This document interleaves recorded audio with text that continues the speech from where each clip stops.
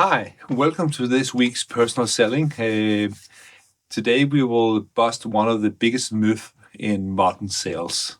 An aspect which I think most salespeople, most sales managers think, wow, this is really something you need to master to be a success. And that's, the ABC of sales, always be closing. And it has been said so much so that most people actually believe that is right. How many customers have you met who like to be closed? How many times have you interacted with a salesperson who actually wanted to close you and you got a really good experience from it? Really, really seldom. Often when we go out and start to work with organization, we ask the participant to share a good buying experience they have had themselves personally. And I have never, in my 20 years as a trainer, heard any participant in the room, even among seasoned salespeople, sharing a personal story where they bought something in a way they really like to buy, where they were being closed by a salesperson. All of them share something different. And this is really what we will share with you today. So what is it that you can do instead of closing the deal?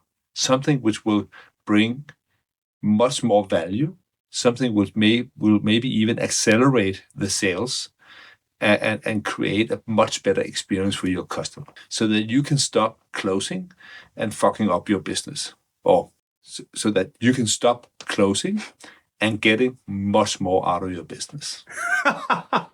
Okay, nice. Let's not fuck up the business. And tell us a personal story. I know that you've coined the term stretch selling. Yeah. Would you like to dive into that a little bit? Last year, I started to do a trilogy together with my writing partner, Jesper Lemming. And it's a book about a company called Spectre Robotics. And in that company, they have been working with stretch selling, which is the synonym for the classical sales models. And the reason why we use the word stretch selling is that we don't want to badmouth any of our competitors' models, because I think actually all of them have brought some value to the sales professions, except from the fact that all of those models start out by asking, what's your problem, what's your challenge? So I don't really believe that that's the most effective way to actually bring value to a customer conversation. So in satisfaction selling, we start from where the problem isn't, and then we build from there.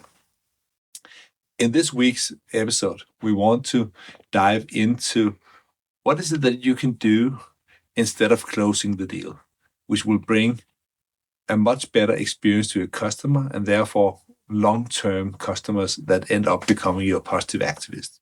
Because for me, the purpose or the ambition I have when I meet with a customer is to set it up so that they will close the business. Because again, when that happens, you will have customer where the chance of having buyer's remorse will drop significantly. You don't want customers that get second thoughts about what they're buying from you. You want them to be thrilled, be happy, even when things are not running smoothly, because they know deep down that it was their decision. It was not something they were pushed into by a salesperson's closing techniques. So let's dive in and give you some ideas of how you can transform your meeting so that you will never close a deal anymore in your life. So that you can structure your sales calls in a way which will allow customers to basically buy from you so that you don't have to sell. So you could ask yourself, so what is the first step to a non-closing sales career? And I think in fact, it's very simple. Is to show the customer that the future with you will be more light and positive than a future without you. And to do that, you need to start somewhere else than focusing on what you want and what you need. You need to start out by focusing on what is it that the customer wants and what is it that they need to get that. And when you show them that they can get what they want by using your solution or products, you don't have to close anything, because now the customer will ask you, But, okay, when can we start? When can I have that? Because they understand that the sooner they start, the sooner they will get what they want. I think that's the secret sauce. That's the magic. So instead of going and using a push strategy, you are much more creating a pull which is fueled by the customer's burning desire to get what they want. And of course, you can only do that if you know how to access the customer's desired state. Because if you cannot do that, you will not create this burning platform that will create the pull, which will lead the customer to close the deal. And then you will fall back to the old tactics of handling objections and closing techniques. So do you want us to deliver on Tuesday or Wednesday next week? Or do you want the red or the green version? All of these classical techniques, which from the customer's perspective is not nice. We want you to think about working with customer in a radical different way.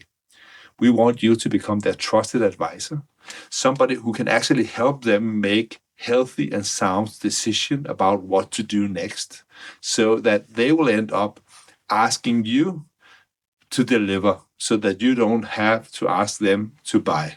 So we basically redesign the whole interaction from a sales situation to a buying experience.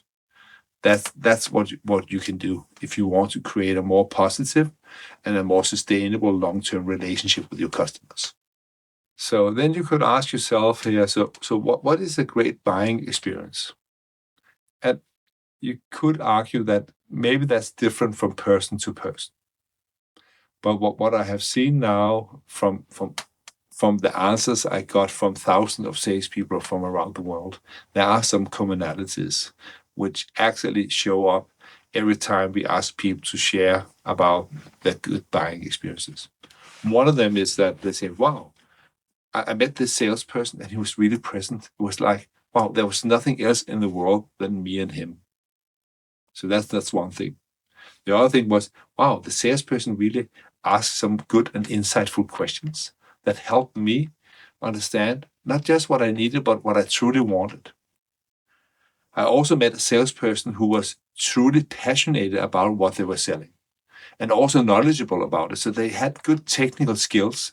They actually knew something about their solution so that they could help me and guide me to get what I truly wanted to buy, not just what I thought that I need. And then it was like a no pressure experience. It was like I didn't have to buy for that person to be okay. I could buy or I could not buy. They were totally okay with either. And that actually often, in a way, make me want to buy. Because in a way, when a person don't have to sell, it communicate that everything is okay. There's nothing to be afraid of. So I think these are some of the things that actually define a good buying experience. And this is something we have seen not only in Europe, but also in US, in Asia, all over the world. It's a very universal human experience. So the satisfaction selling method, which we work with in Acuity World, basically is designed to create these good buying experiences where the customer end up closing the deal so that you don't have to do it. So I hope this week episode have inspired you to maybe think a little differently about what the purpose of your job is and how you can actually become more successful by not pushing, but creating a strong pull in the mind of your customer.